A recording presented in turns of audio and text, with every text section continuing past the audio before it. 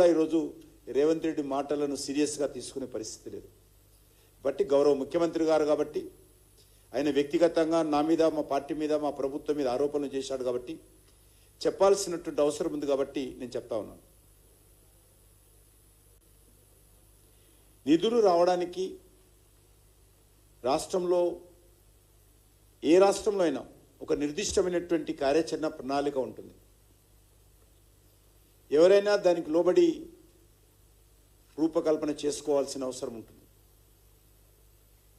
పెద్ద గొంతేసుకొని మాట్లాడినంత మాత్రాన ఈరోజు సమస్యలు పరిష్కారం కావు. తెలంగాణ రాష్ట్రంలో గత 10 సంవత్సరాలుగా బీజేపీ ప్రభుత్వము మోడీ గారి నాయకత్వంలో ఏం చేశామనే విషయము సుమారు 10 లక్షల కోట్ల రూపాయల సంబంధించినటువంటి కార్యక్రమాల వివరాలన్నిటిని కూడా రిపోర్ట్ టు పీపుల్ పేరు మీద 2.5 గంటల పాటు ఒకసారి ఆర్టీసీ కళ్యాణ మంటపంలో, ఒకసారి పెంగళ వెంకటరెడ్డి రామరెడ్డి హాల్లో చాలా స్పష్టంగా తెలంగాణ ప్రజల ముందు పెట్టడం జరిగింది. అంతేకాకుండా ఆయన మరోగాడు ముందుకెళ్ళి నేనేదో కేంద్ర మంత్రులను బెదిరిస్తున్నానని మాట్లాడతాను. ఇంత దిగజారి మాట్లాడితే ముఖ్యమంత్రి గారు ఏమాత్రం తెలంగాణకు శోభ పెరుగుతుందో అర్థం చేసుకోవాలి. ఇవి దిగజారుడు, దివాలకోరు ఆరోపణలు తప్ప ముఖ్యమంత్రి స్థాయికి తెగవని మనం చేస్తున్నాం. కేంద్ర మంత్రులు నేను బెదిరిస్తానా? బెదిరింపులు నేను ఎక్కడైనా నన్ను తిట్టినోళ్ళనే నేను బెదిరించను. అందరూ ఆయనలాగా అనుకుంటే ఎట్లా? తెలంగాణ నిధుల కోసము నేను క్యాబినెట్ మినిస్టర్గా అయినటువంటి ఈ 3.5 సంవత్సరాలుగా అంకిత భావంతో పనిచేస్తా ఉన్నాను. నేను గౌరవ మాజీ ముఖ్యమంత్రులు తెలంగాణ అభివృద్ధి విషయంలో 40 ఉత్తరాలు రాశాను నేను కేసీఆర్ గారికి. రాష్ట్ర ప్రభుత్వ సహకారం అందించండి, తెలంగాణలో అభివృద్ధి కార్యక్రమాలకు కేంద్ర ప్రాజెక్టులు సమర్థవంతంగా అమలు చేయండి, రైల్వే ప్రాజెక్టులకు కానీ, జాతీయ రహదారులకు కానీ, కేంద్ర ప్రభుత్వ ఇన్స్టిట్యూషన్స్ కానీ, ఎడ్యుకేషన్ సంస్థలకు కానీ రాష్ట్ర ప్రభుత్వం తరఫున సహకారం కావాలని పదే పదే నేను కేసీఆర్ని కోరాను. రేవంత్ రెడ్డి గారు వచ్చిన తర్వాత కూడా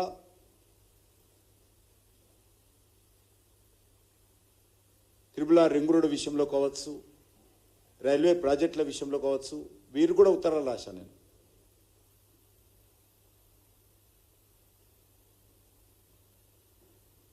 అసలు అభివృద్ధిని అడ్డుకోవడం కోసం తెలంగాణ ఏమన్నది రేవంత్ రెడ్డి సొంత జాగిరా? ఇది రేవంత్ రెడ్డి మనది, తెలంగాణ ప్రజలది. రేవంత్ రెడ్డి ఈరోజు ఉంటారు, రేపు పోతాడు. కానీ తెలంగాణకు న్యాయం జరగాలని కోరుకుంటాము, తెలంగాణ అభివృద్ధి జరగాలని కోరుకుంటాము, తెలంగాణలో భారతీయ జనతా పార్టీ బలం పెరగాలని కోరుకుంటాము, ప్రజలకు మేలు జరగాలని కోరుకుంటాము.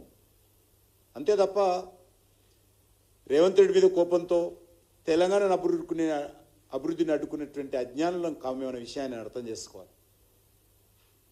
అసలు రేవంత్ రెడ్డిని కూడా వ్యక్తిగతంగా మాకు ఎందుకు విమర్శించాలి? మేము కేసీఆర్ ఉన్నప్పుడు వ్యతిరేకించలేదు అభివృద్ధిని, రేవంత్ రెడ్డి గారు ఉన్నప్పుడు వ్యతిరేకించాము. కేరళలో కమ్యూనిస్ట్ పార్టీ ఉన్నా అక్కడ వ్యతిరేకించాము, తమిళనాడులో డిఎంకే ప్రభుత్వం ఉన్నా వ్యతిరేకించాము, కర్ణాటకలో కాంగ్రెస్ పార్టీ ప్రభుత్వం ఉన్నా వ్యతిరేకించాము. అనేక రకాల అభివృద్ధి కార్యక్రమం అమలు చేస్తూ ఉన్నాము. దేశంలో 7 టెక్స్టైల్ పార్కులు వస్తే ప్రధానమంత్రి గారితో మాట్లాడి ఒప్పించి తెలంగాణకు ఒక ప్రాజెక్టు తెచ్చాను. ఇండస్ట్రియల్ పార్కులు వస్తే తెలంగాణకు ఒకటి తీసుకొచ్చాను. రీజనల్ రింగ్ రోడ్డు తెలంగాణ కోసం వచ్చింది. కానీ ఈరోజు ముఖ్యమంత్రి గారు వివరం ఎట్లుందంటే ఖాళీ పాత్రలు పెద్ద శబ్దం చేస్తాయి.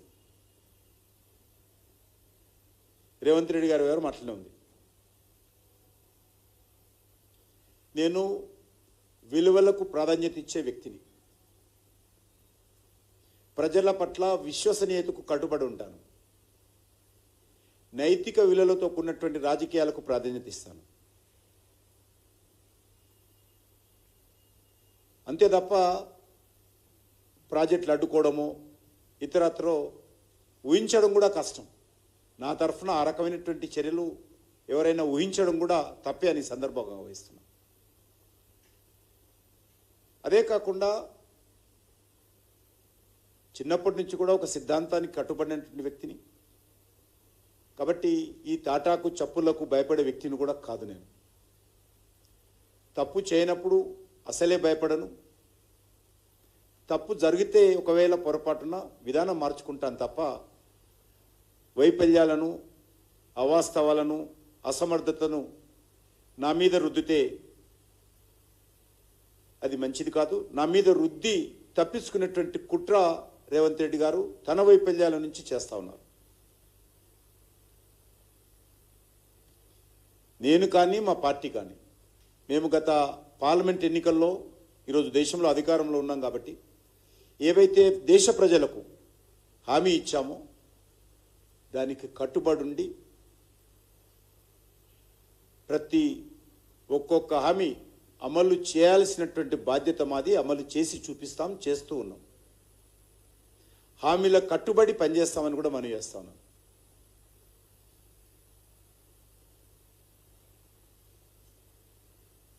కాంగ్రెస్ పార్టీ అనేక రకాల హామీలతో అధికారంలోకి వచ్చింది.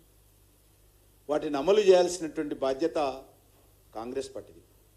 ఈరోజు అభయహస్తం పేరుతో ఇంత పెద్ద మేనిఫెస్టోలు ప్రకటించారు. ఇది రేవంత్ రెడ్డి గారు చేయాలి. ఇందులో 6 గ్యారంటీలు ఉన్నాయి. ఇదే కాకుండా సబ్ గ్యారంటీస్ ఉన్నాయి. ఇవి అమలు చేయాలి ఆయన. ఇది వదిలిపెట్టి ఈరోజు రాష్ట్రంలో నిరుద్యోగులకు నిరుద్యోగ భృతి వదిలిపెట్టి కేంద్రంలో నా మీద ఆరోపణలు చేస్తా ఉన్నారు.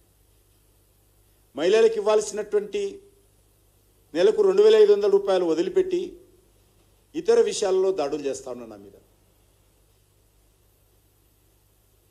డిసెంబర్ 24 లోపల 2 లక్షల ఉద్యోగాలు భర్తీ చేస్తానని హామీ ఇచ్చినటువంటి వ్యక్తి జాబ్ క్యాలెండర్ దాని గురించి మాట్లాడాడు. రైతులకు సంబంధించి ఏవైతే హామీ ఇచ్చారో దాని గురించి మాట్లాడే పరిస్థితి లేదు.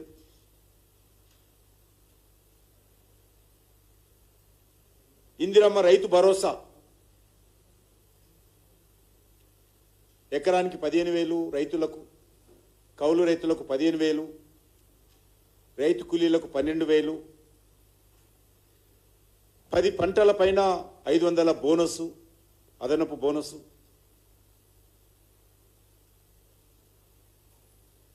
ఈరోజు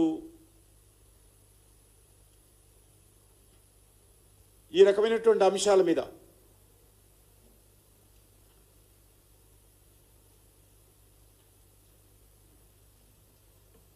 ఇల్లు లేని వాళ్ళందరూ కూడా 5 లక్షల రూపాయలు ఇంటి స్థలము, విద్యార్థులకు 5 లక్షల విద్యా భరోసా కార్డు, పెన్షన్లు 4,000 రూపాయలు. వీటి మీద ఆయన ఆలోచన చేసి మాట్లాడితే బాగుంటుంది. తన బాధ్యతను విస్మరించి తను చేయాల్సిన పనులు ఏ హామీతోటైతే అధికారంలోకి వచ్చాడో ఆ హామీలు అమలు చేయకుండా గాలి మాటలు మాట్లాడుతూ విమర్శించడము మంచిది కాదు. నాకు రాసిన ఉత్తరంలో నిన్న మరొకసారి 1,66,569 కోట్ల 31 లక్షల రూపాయల నిధులు మంజూరు చేయాలని డిమాండ్ చేశాడు. నాకు తెలిసినంతవరకు ఇటీవల కాలంలో ఏ రాష్ట్రానికి కూడా కేంద్ర ప్రభుత్వము ఇంత పెద్ద ఎత్తున నిధులు మంజూరు చేసినటువంటి పరిస్థితి లేదు.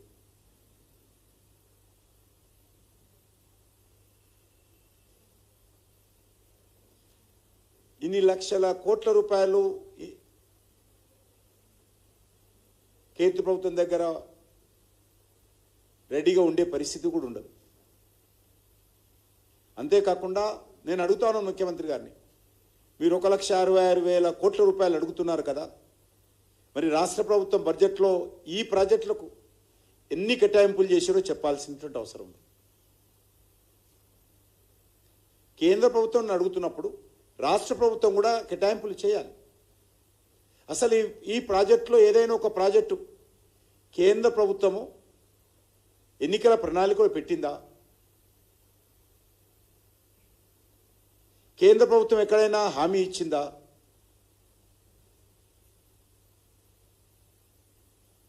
ఈరోజు ముఖ్యమంత్రి గారి స్టేట్మెంట్ చూసి ఆయన నమోదించిన స్టేట్మెంట్ చూసి సీనియర్ ఆఫీసర్సే నవ్వుకునేటువంటి పరిస్థితి ఏర్పడింది.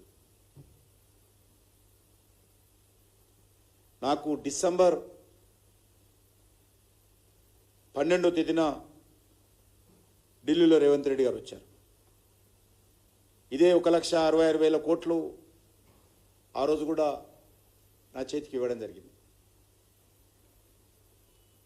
సీఎం గారు ఏ అంశాలైతే పొందుపరిచారో, ఏ మంత్రిత్వ శాఖకి సంబంధించినటువంటి వివరాలు నాకు ఇచ్చారో వాటన్నిటిని కూడా ఆయా మంత్రులకు విభజించి నేను స్వయంగా ఆయన